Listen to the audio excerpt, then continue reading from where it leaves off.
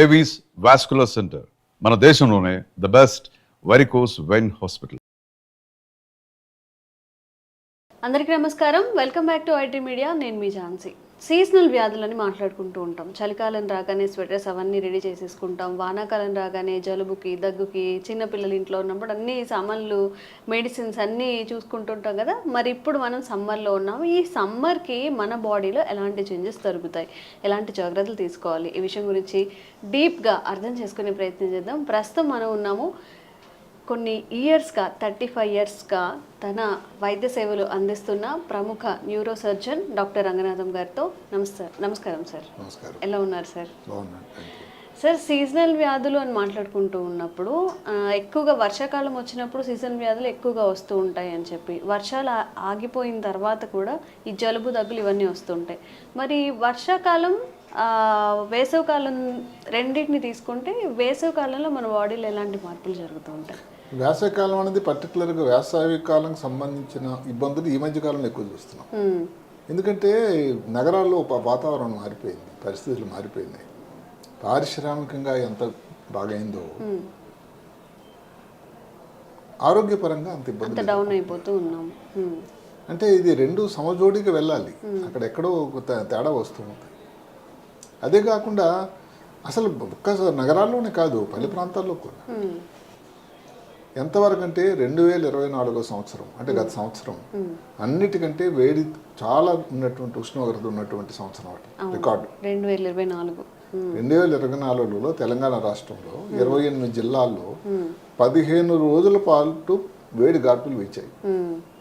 అసలు కొన్ని ఏదైతే ఆదిలాబాద్ని, లేకపోతే మంచిర్యాలని, నల్గొండ, పెద్దపల్లి ఇలాంటి చోట్లలో నెల రోజులకి మధ్యలో విరామం లేకుండా వేడిగాట్లు ఉన్నాయి.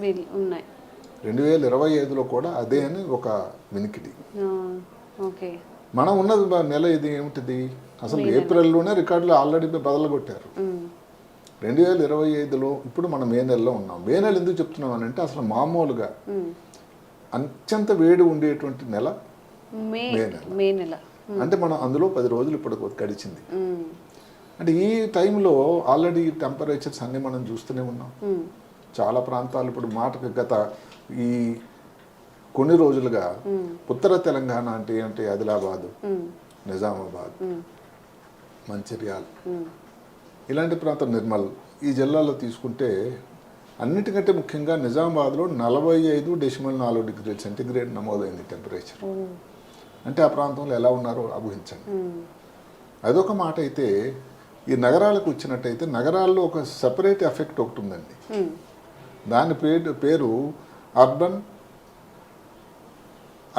Heat island. Urban heat island. Urban అంటే నగరం, హీట్ అంటే ఉష్ణోగ్రత, ఐలాండ్ అనేది ఒక చిన్న ద్వీపం అయిపోయింది. ఓకే, అంటే కంపేర్ టు విలేజెస్ ఇక్కడ ఇంకా ఎగ్జాక్ట్లీ. అది ఏమిటంటే ఇప్పుడు మీరు హైదరాబాద్లో ఉన్న టెంపరేచర్ తీసుకోండి, చుట్టుపక్కల ఉన్నటువంటి పల్లె ప్రాంతాలు తీసుకోండి. ఆ పల్లె ప్రాంతాల కన్నా హైదరాబాద్లో ఉండేటువంటి ఉష్ణోగ్రత చాలా ఎక్కువగా ఉంది. ఈ తేడా చాలా ఇబ్బంది కలిగిస్తుంది. మనం ముందు చెప్పుకుంటాం సార్. జనరల్గా ఇంటి నుంచి అమ్మ వాళ్ళు ఫోన్ చేసినప్పుడు కూడా అసలు ఉండలేకపోతున్నాం, ఇంట్లోనే ఉండలేకపోతున్నాం. మా అమ్మ వాళ్ళు ఉండేది విలేజ్, అక్కడ కన్నా ఇక్కడ ఇంకా ఎక్కువగా ఉంటుంది. వాస్తవం అది. ఇక్కడ కారణం ఏమిటండి, ఎందుకు కారణాలు అంటే ఇది ఒక కాంక్రీట్ జంగిల్ అయిపోయిందండి. రోజుకి పక్కన కన్స్ట్రక్షన్ చూస్తూనే, ఏదో ఒకటి జరుగుతూనే ఉంటుంది. ఏదో ఒక ఎన్ని చెట్లు దాన్ని నాటినా కూడా ఎన్ని చెట్లు నరికేస్తున్నారు. ఇప్పుడు దానివల్ల ఏమవుతుందని అంటే ఇబ్బంది, ఈ ఎన్ని రకాల వ్యాధులు వస్తున్నాయి. అంటే ఏది వేసవికి సంబంధించిన ఇబ్బందులు వస్తున్నాయి. ఈ ఇబ్బందుల గురించి అన్నట్టు మనం ఏం చెప్తాం, హీట్ ర్యాషన్ అంటాం, హీట్ క్రాంప్స్ అంటాం, హీట్ ఎగ్జాషన్ అంటాం, హీట్ స్ట్రోక్ అని ఇలా 4 రకాలు. అది కొంచెం తర్వాత నెమ్మదిగా చెప్పుకుందాం. ఈ ప్రాబ్లమ్స్ ఏదైతే ఉన్నదో అర్బన్ హీట్ ఐలాండ్లో కారణం ఏమిటంటే ఈ చెట్లు కానీ ఇవన్నీ తక్కువైపోవడం వల్ల కాంక్రీట్ జంగిల్ అయిపోయింది. అసలు ఒక బిల్డింగ్ చోటు ఎక్కడ ఒక స్క్వేర్ యార్డ్స్లోనే ఇన్ని బిల్డింగ్స్ వచ్చేస్తున్నాయి. ఏదైనా ఒక వీధిలోకి వెళ్తే అసలు అక్కడ టెంపరేచర్స్ సన్ వచ్చే సిచ్యువేషన్. అదే కాకుండా ఈ టైంలో జరుగుతుంది ఏంటంటే ఈ వేడి వల్ల ఇన్ఫ్రాస్ట్రక్చర్కి హాని జరుగుతుంది. ఏ విధంగా, అసలు హీట్తో ఈ పేమెంట్స్ ఉండేటువంటి టైల్స్ అవన్నీ పగిలిపోవడం, అవును సార్. దానివల్ల అసలు మెయింటెనెన్స్ చాలా ఎక్కువ అయిపోతుంది. అలాగే ఎకాలజీ ఇప్పుడు ఆ మధ్యన ఏది కొన్ని ప్రాంతాల్లో ఏది గవర్నమెంట్ దాన్ని కొంచెం దృష్టి పెడితే ఏదో కొంచెం దీంట్లో వచ్చింది మీడియాలో, అక్కడ ఉండేటువంటి జంతువులు పక్షులు ఇవన్నీ కూడా తక్కువైపోతున్నాయి తెలంగాణలో కూడా. ఇది ఈ అర్బన్ ల్యాండ్ హీట్ ఐలాండ్ అని UHI. దీనిని చేయాలి అంటే అధిగమించాలంటే ప్రాబ్లం ఏంటి, చేయాల్సింది ఏమిటంటే గ్రీనరీ పెరగాలి, చెట్లు నాటాలి, గ్రీన్ రూఫ్స్ అని వచ్చాయి, గ్రీన్ వాల్స్ అని వచ్చాయి కొన్ని విదేశాలు, ఇక్కడ కూడా కొంచెం కొంచెం నెమ్మది మొదలైంది. అదే కాకుండా అర్బన్ ప్లానింగ్ అన్నది చాలా ముఖ్యం అండి. అసలు హైదరాబాద్ నగరం అన్నది ప్లానింగ్ ఎక్కడ కొంచెం లోపం కనిపిస్తుంది. ఎక్కడ పర్మిషన్ అంటే అక్కడ పర్మిషన్ ఇచ్చేస్తున్నారు, అక్కడ వాళ్ళకి సరిపోయినట్టు బిల్డింగ్కి డిస్టెన్స్ కానీ ఎంత ఉంది ఏమిటి ఇవన్నీ చూసేటువంటి సమాచారాలు తక్కువైపోయినాయి. అదే కాకుండా బిల్డింగ్లకు ఇచ్చినప్పుడు కూడా లైట్ సర్ఫేస్ రోడ్లు, లైట్ సర్ఫేస్ బిల్డింగ్ బయట పెట్టాలి, దాని నుంచి దీని తాలూకు హీట్ అబ్జార్ప్షన్ అనేది తక్కువ ఉంటుంది. అదే కాకుండా ఫౌంటైన్స్, ఎక్కడన్నా చిన్న చిన్న చెరువులు, అంటే ఈ నీరు ఉండేటువంటి ప్రాంతాల్లో ఉన్నట్టయితే హీట్ తాలూకు వాల్యూమ్ తక్కువ ఉంటుంది. ఇది ఈ అర్బన్ హీట్ ఐలాండ్ గురించి. రెండో మాట ఒకటి వచ్చింది వెట్ బల్బ్ ఎఫెక్ట్. ఇది వినడానికే దానికి విచిత్రంగా ఉంది. సింపుల్ అండి. వెట్ బల్బ్ అనేది అసలు మనం ఎక్కడ వినలేదు. అంటే ఎక్కడంటే మనం థర్మామీటర్ చూసుకోవడానికి దాంట్లో వాడే బల్బుకి ఆ మాట అది. మామూలుగా చూసే థర్మామీటర్లు ఏమిటంటే డ్రై బల్బ్ థర్మామీటర్, ఇప్పుడు వెట్ బల్బ్ అని కూడా ఒక మాట వచ్చింది. అంటే తేమని ఏదైతే హ్యూమిడిటీని దాన్ని చేసేటువంటి దానిని ఈ వెట్ బల్బ్ ఎఫెక్ట్ అంటారు. అంటే ఉదాహరణకి వేడి వచ్చింది, సరే వేడి అయిన తర్వాత శరీరం చల్లబట్టం లేదే, దానివల్ల ఏమిటి శరీరం నార్మల్గా జ్వరం వచ్చింది, లేకపోతే వేడి వచ్చింది, హీట్ స్ట్రోక్ వచ్చింది, చెమట పడుతుంది. అది ఒక రకమైనటువంటి ప్రొటెక్టివ్ మెకానిజం.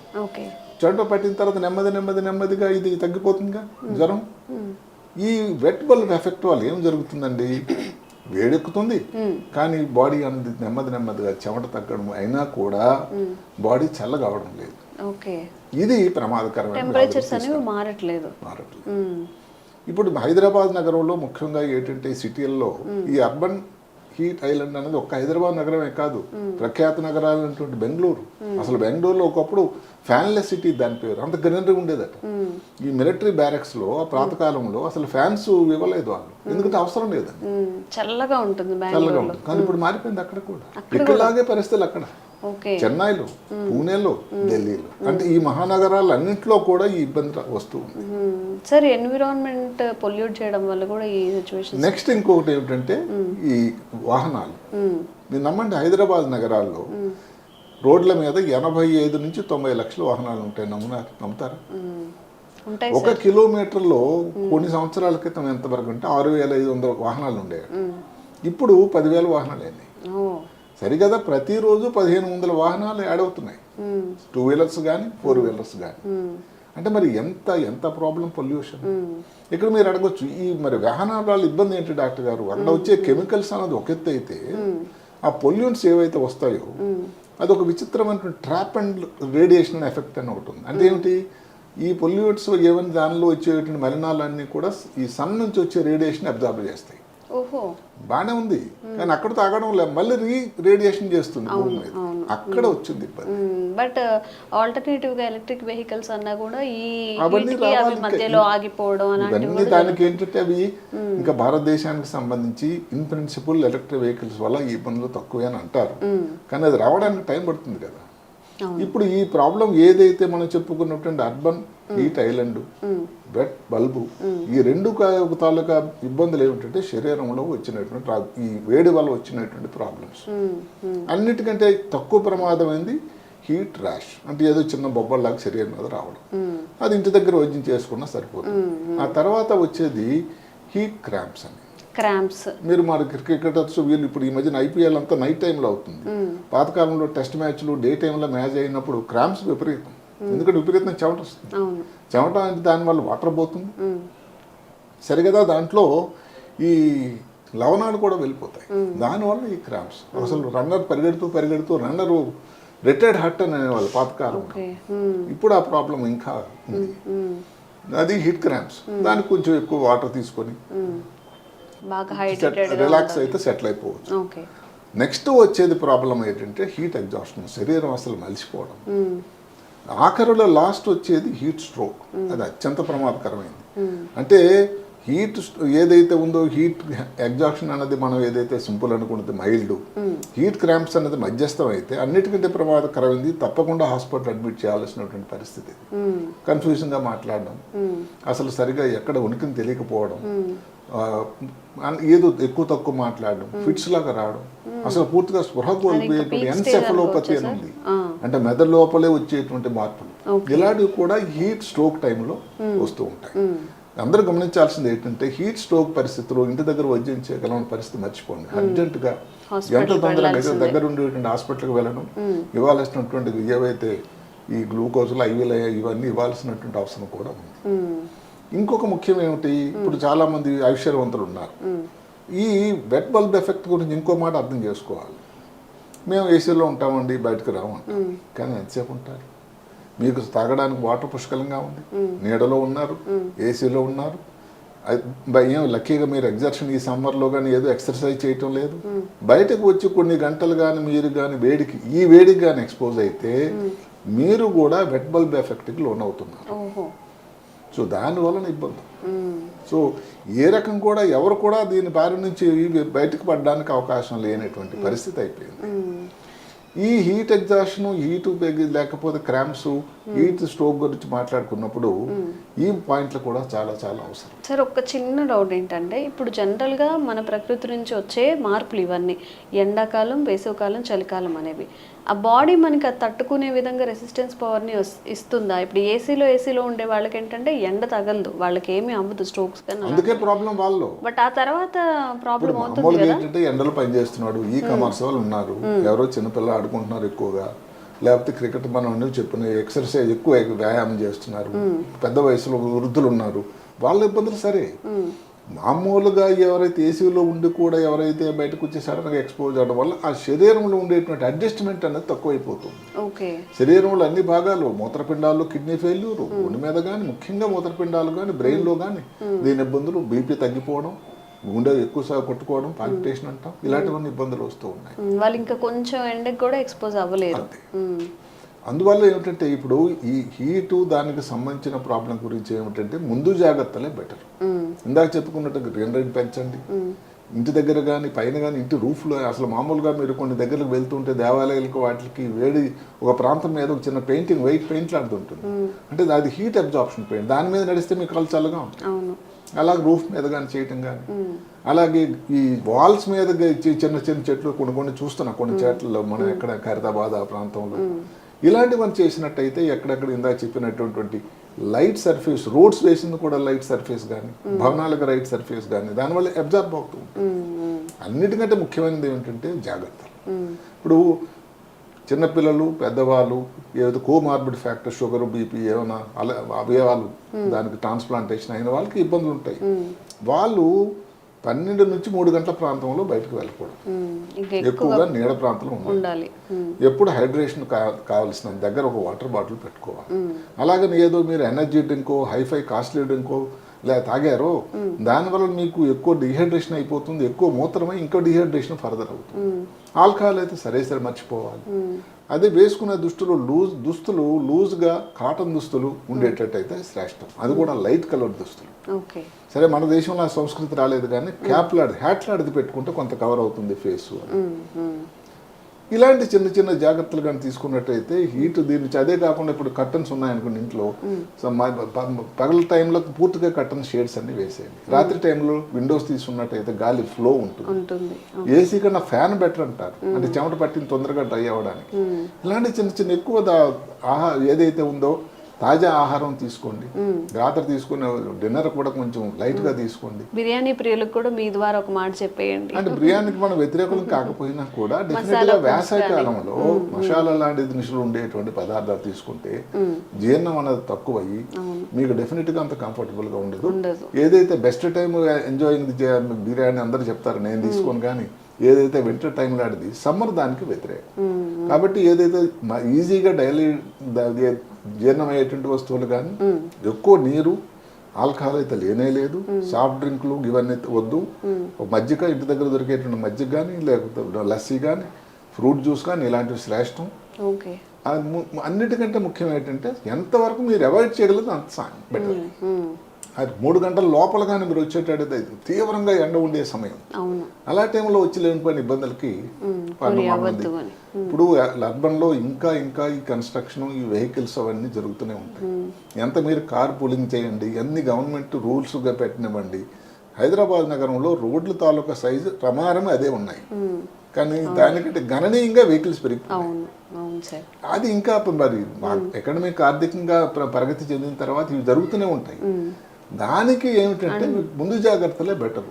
ఎప్పుడైనా ఇప్పుడు బిల్డింగ్ ఇచ్చి అర్బన్ ల్యాండ్ ప్లానింగ్ అండి, ఇప్పుడు 2 బిల్డింగ్ల మధ్య ఇంత చోటు ఉండాలి, ఆ ఫ్రీ మూవ్మెంట్ ఉండాలి అని ఒక అర్బన్ వాళ్ళు ఇన్స్ట్రక్షన్స్ ఇచ్చి దానికి పర్మిషన్ ఇవ్వకూడదు. అసలు పక్కన ముద్దాడుకున్నట్టు రెండింటికి పక్కన బిల్డింగ్లకు ఉండేటట్టయితే అసలు గాలి ప్రవాహం ఎక్కడుంది చెప్పండి.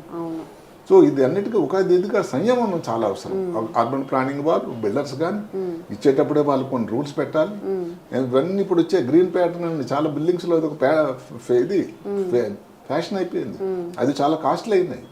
దాని తాలూకు ముఖ్యత గమనించే గ్రీన్ ఫీల్డ్ అని, లేకపోతే గ్రీన్ టాప్ అని, లేదా గ్రీన్ వాల్స్ అని, ఎక్కువ మొక్కలు కానీ కొంచెం దూరం డిస్టెన్స్ ఉండడానికి ఇంకా ఎక్కువ కాస్ట్ కూడా పెరిగింది. దానివల్ల ఏంటంటే ఇబ్బందులు.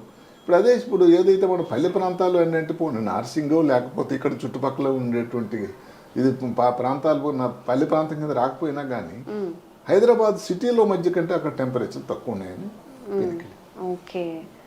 సిటీలోనే ఈ కన్స్ట్రక్షన్ యాక్టివిటీ ఇవన్నీ ఎక్కువ వెహికల్స్ ఇవన్నీ ఉండడం వల్ల ఇంకా ఇంకా వేడి ఎక్కువ అవడం కాస్త. ఇప్పుడు ఎండాకాలంని మనం ఏమి అవాయిడ్ చేయలేము, వచ్చే డిసీజ్ని అవాయిడ్ చేయలేము, కాబట్టి మన జాగ్రత్తలు తీసుకుంటూ ఉండాలి. ముందు జాగ్రత్తలు పెట్టరు, ఒకవేళ వెళ్ళాలంటే ఇవన్నీ చిన్న చిన్న జాగ్రత్తలు. ఎప్పుడు కూడా వాటర్ బాటిల్ మీ దగ్గర ఉంటూ ఉండాలి. దాహం అయిన తర్వాత మళ్ళీ ఇబ్బంది అయినప్పుడు దానికి మామూలుగా దాహం వేసినప్పుడే తాగదు అని కాదు, అసలు మామూలు తాగుతూ ఉండాలట. ఇంకో శాస్త్రం అది.